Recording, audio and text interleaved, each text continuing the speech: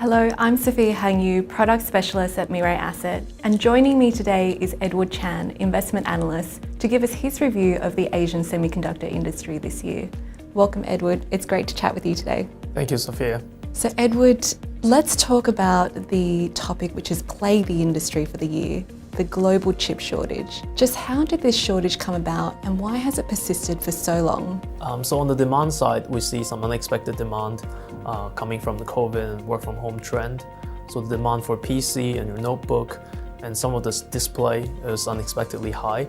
And then the second thing is the 5G penetration. So 5G phones actually consume a lot more capacity than your 4G phones because of the content increase in semiconductor. And the last point is the HPC and your hyperscalers and AI trends that also consume a lot of capacity. Okay, so we've seen an uptick in demand due to COVID, and that will likely persist due to pent-up demand as well as various tech infrastructure project pipelines.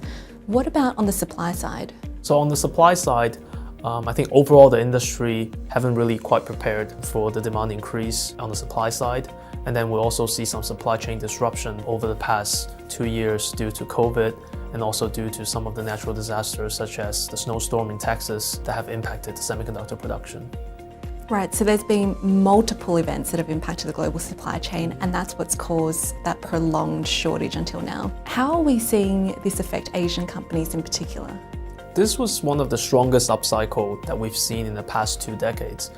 So certainly we saw a lot of price hike across the supply chain from your raw wafer to foundry and then to IC design companies. So Asian companies are really benefiting from that price hike over the past year, and also companies that have been able to get access to capacity will manage to gain market share in this process. So how are these Asian companies positioned now in the global context? Sure, so as you know, there's a pretty big foundry presence in Asia, and then we see companies being very aggressive to expand the capacity to meet the structural demand that we mentioned just now. Well, they've certainly been operating at capacity this year, so I imagine with additional capex as well as investments, we can expect them to see continued positive upside going forward. I want to turn now to look at some of the subsectors.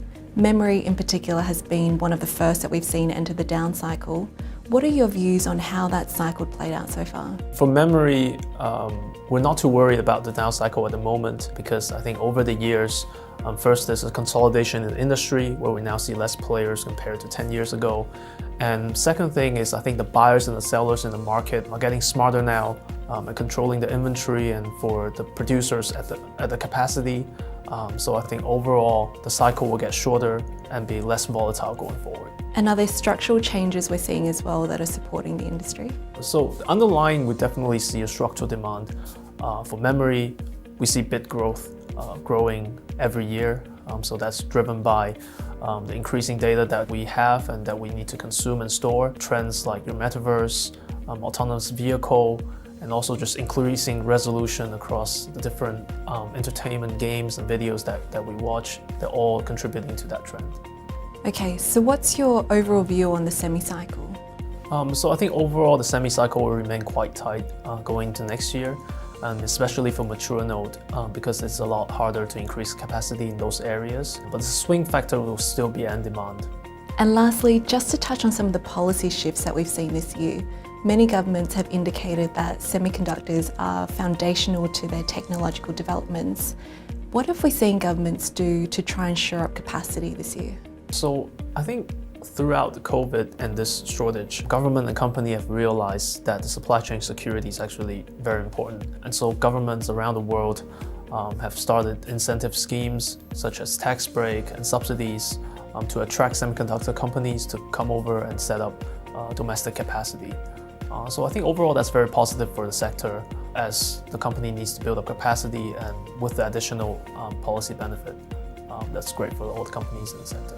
So it sounds like lots has certainly happened in the industry this year, but overall we're still very positive for the outlook. Well, thank you very much for your time, Edward. It was great to chat with you today. Thank you, Sophia. Thank you for watching, and we look forward to sharing more of our insights with you soon. Thank you.